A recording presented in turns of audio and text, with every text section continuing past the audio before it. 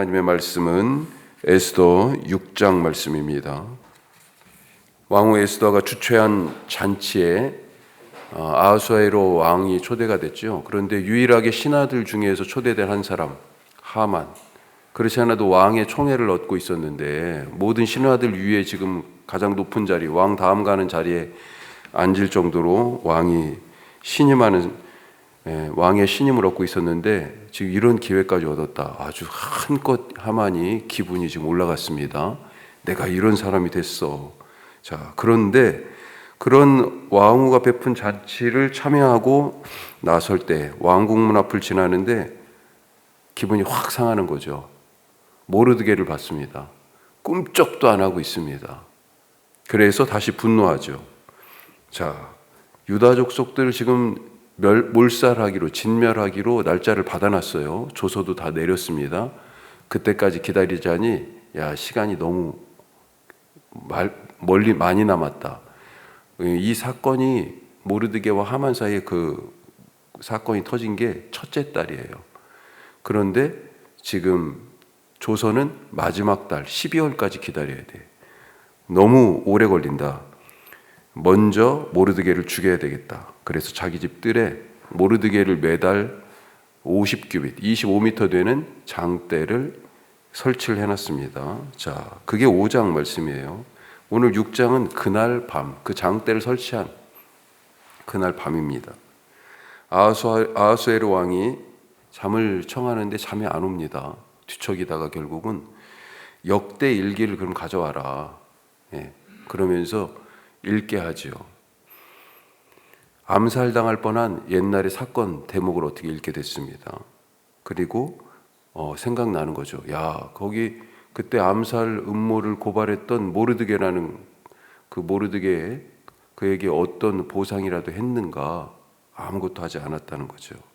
자, 오늘 그와 같이 얘기가 말씀이 연결되고 있습니다.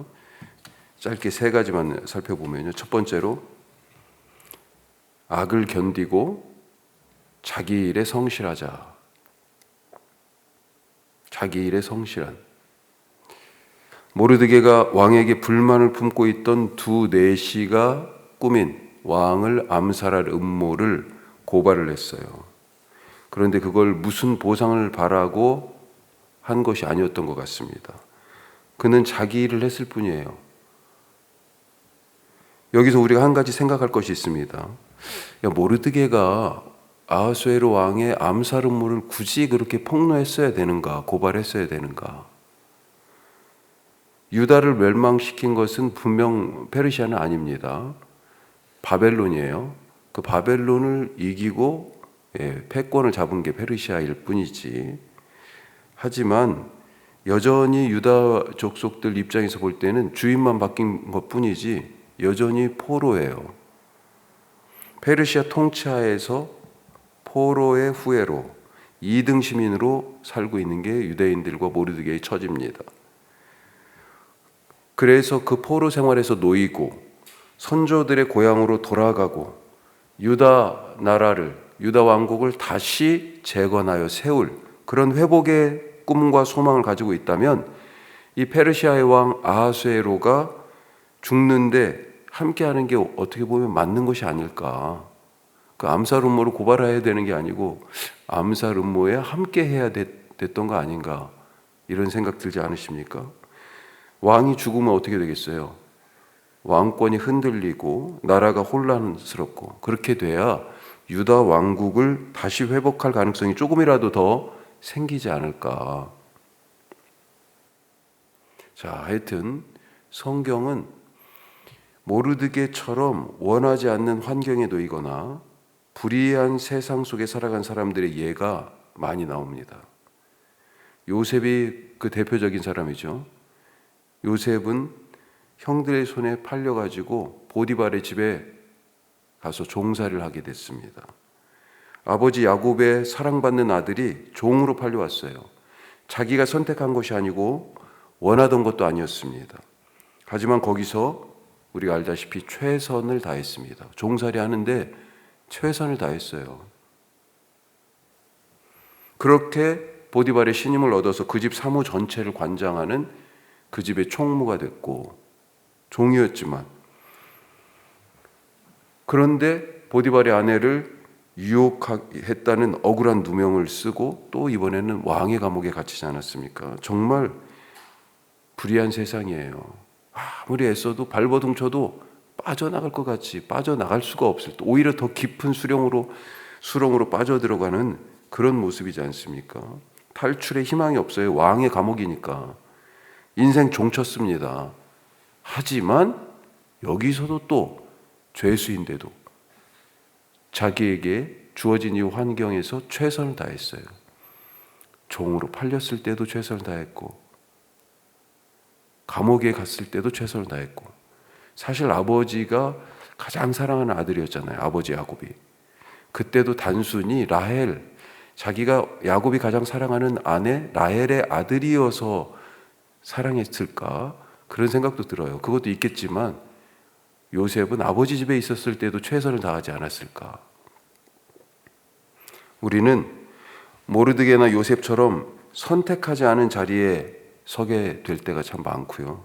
원하지 않는 상황에 내몰리고 불의한 환경 아래에서 어떻게 나한테 이런 일들이 자꾸 일어나지? 이런 생각이 드는 그런 세상을 살 때가 있습니다. 자주 있죠. 어떻게 해야 되겠습니까? 불의한 환경이지만 나에게 주어진 일을 성실하게 하면서 이 악한 시간들을 견딜 것을 하나님께서 우리에게 당부하고 계세요. 두 번째로, 그렇게 악한 불의한 환경과 시간들을 견디면서 나에게 주신 최선의 일을 찾아서 하고 있을 때, 그럼 하나님은 뭐 하시나? 오늘 두 번째 말씀, 하나님이요 보상하십니다. 보상하세요.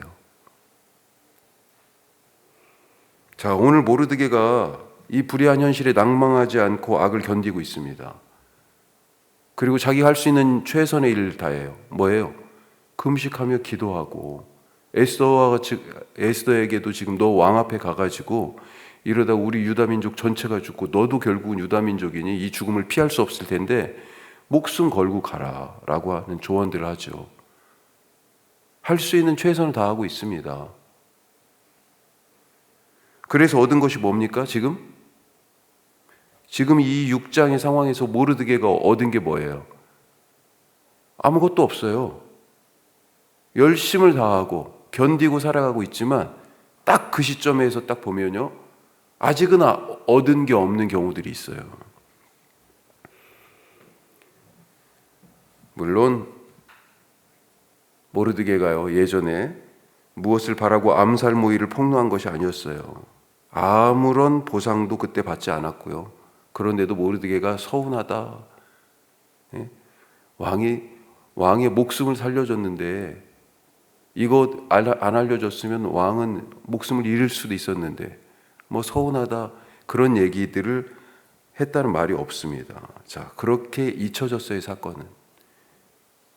그런데 오늘 그 잊혀졌던 사건이 되살아났습니다. 하나님이 기억하고 계셨던 거예요.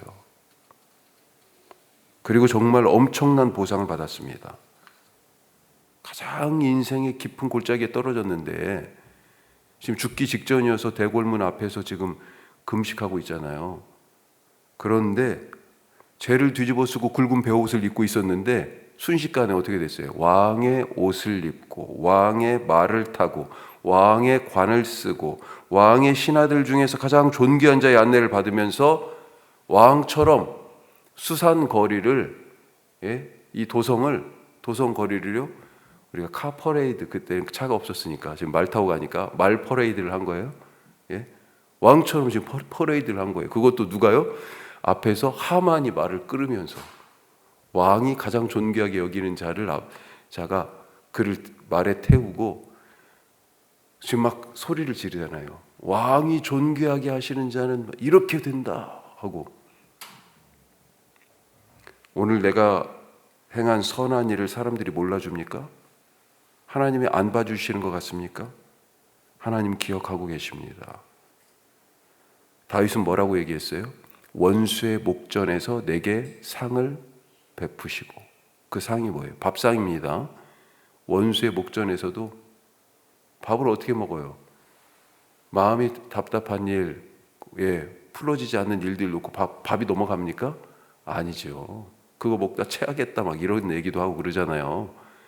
마음이 평안해야 먹을 수 있는 거 아니에요, 밥. 원수의 목전에서 지금 내게 밥상을 차려주시고 걱정하지 마. 이미 다 이긴 거야. 하나님이 그러셨다니까요. 지금 모르드게에게도 그런 확신을 주고 계십니다. 기억하시고 보상하세요. 지금 당장 보상이 없다고 조급해하지 마시기 바랍니다. 서운하지 마시기 바라요. 하나님이 가장 좋은 때에 우리를 높여주십니다. 세 번째로, 하나님이 주관하십니다. 이 세상 하나님이 다스리잖아요. 만왕의 왕, 만주의 주. 우리가 그렇게 부르잖아요, 하나님을. 왜, 잘 생각해 보세요. 왜 이날 밤에 왕은 잠을 못 잤을까?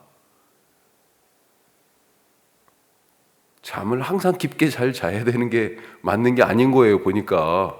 뒤척이는 날도 좋은 날이에요. 왕이 왜 이날은 왜 잠을 못 잤을까? 못 자고 지금 뒤척이다가 에라이 역대일기나 한번 읽어보자, 지금 그런 거 아니에요. 왜 잠자는 다른 방법들도 있었을 거 아니에요.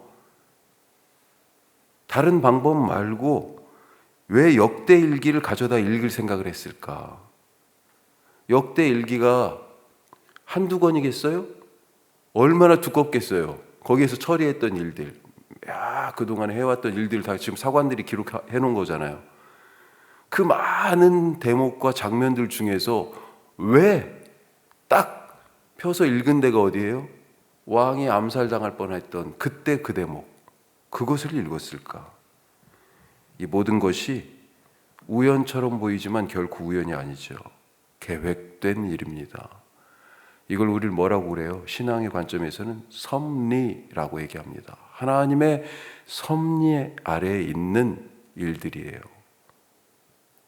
각기 다른 일들이 하나의 실에 꿰어지고 있는 것입니다. 이 섭리라는 의미가 이런 거예요.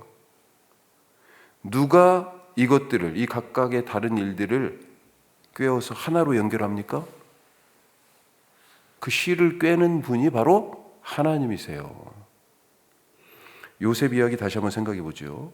요셉의 꿈, 형들에게 미움받음, 우연히 이집트로 가던 상인들, 그들을 보고 구덩이에서 건져가지고 팔아버렸어요. 다른 집도 아닌 이집트의 그 많은 집들 중에 보디발의 집, 성범죄의 누명, 왕의 감옥, 각각 이게 지금 다 보면 다 서로 다른 얘기들 같은데요. 이 모든 것들이요, 요셉을 통하여서 구원을 베풀고자 하시는 하나님의 섭리, 하나님의 계획, 바로 그 줄에 꿰어있는 일들이었다라고 하는 것입니다. 지금 눈앞에 있는 작은 파편들만 보고 낙심하지 마시기 바랍니다. 하만은 치밀하게 준비했습니다. 모르드게와 그가 속한 유다 족속들을 쫙 알아냈어요. 어느 족속이야? 알아냈어요. 진멸하려는 계획을 세웠고요. 그것을 위해서 왕의 신임을 얻어냈습니다. 돈도 냈어요. 왕 마음 바뀌지 않게. 은 1만 달란트나 냈잖아요. 그리고 결국 왕의 반지를 받았고 조서를 전국에 다 이미 뿌렸습니다. 첫째 달에 그 조서를 반포를 냈고 지금 시행은 12월 달에 하게 돼 있어요. 다 계획이 끝났습니다. 날짜도 받았어요. 모르드게를 위해서는 미리 죽이려고 지금 장대까지 자기 집 마당에 세워놨습니다. 이 모든 일이 틀림없이 일어나고 이 모든 일이 이제 내 손 안에 딱 있다, 이렇게 생각했을 것입니다. 내가 설계자야, 내가 이 모든 일의 조정자야, 내가 이 일을 실행할 실행자야. 아주 그냥 지금 자신만만하죠. 하지만 하나님은 구원이라는 실에 이 모든 사건들을 지금 꿰고 섭리하고 계십니다. 세상을 통치하고 주관하고 다스리시는 주인은 오직 하나님 한 분뿐인 것을 이제 보여주십니다. 마찬가지로 오늘도 내 삶을 하나님의 섭리의 줄로, 하나님의 구원의 줄로, 사랑의 줄로 꿰고 계신다. 잊지 마시기 바랍니다. 그래서 내 삶에 버려진 것 하나도 없고요, 우연인 것 없습니다. 의미 없는 것도 하나도 없어요. 은혜 아닌 것도 하나도 없습니다. 오늘 그런 믿음으로, 그런 은혜로 하나님 아래에서 살아가시기를 주님의 이름으로 축복합니다. 기도하겠습니다. 세상이 악하죠. 왜 내게 자꾸 이런 일이 일어나는가 생각되죠. 하나님이 우리를 다독이시면서 견디라 하십니다. 모르드게는 자기가 할 수 있는 최선의 방법을, 일을 찾았어요. 요셉도 마찬가지고요. 우리가 이 불의한 세상을 살아가는 한 가지 방법입니다. 주님, 오늘도 견디며 내게 주어진 그 자리에서 성실하게 하옵소서. 또 하나님이 기억하세요. 보상하십니다. 알아주세요. 원수의 목전에 상을 베푸십니다. 주님, 그 은혜를 기대합니다. 기도하시고, 하나님이 섭리의 줄로 다 꿰고 계십니다. 은혜 아닌 것 하나도 없습니다. 의미 없는 것 하나도 없어요. 하나님 안에서 모든 것이 다 아름답게 됩니다. 주님, 그 믿음으로 오늘 사는 하루 되게 하옵소서. 기도하시고, 우리 직원들, 교회 일꾼을 세우는 일이 있습니다. 하나님, 인간적인 생각이 아니라 하나님의 선택의 도구가 되게 하시고, 하나님이 일꾼들을 세우시는 그런 교회의 잔치가 되게 하옵소서. 기도하시고, 우리 나라를 위해서도 기도하십시다. 아시는 것처럼 엄청 정말로 왜 이렇게 변수가 많은지요. 하지만 이 모든 과정을 통해서 악은 뿌리채 뽑아버리고 하나님의 의는 정말 견고하게 세워질 것을 믿습니다. 우리 다 같이 기도하겠습니다.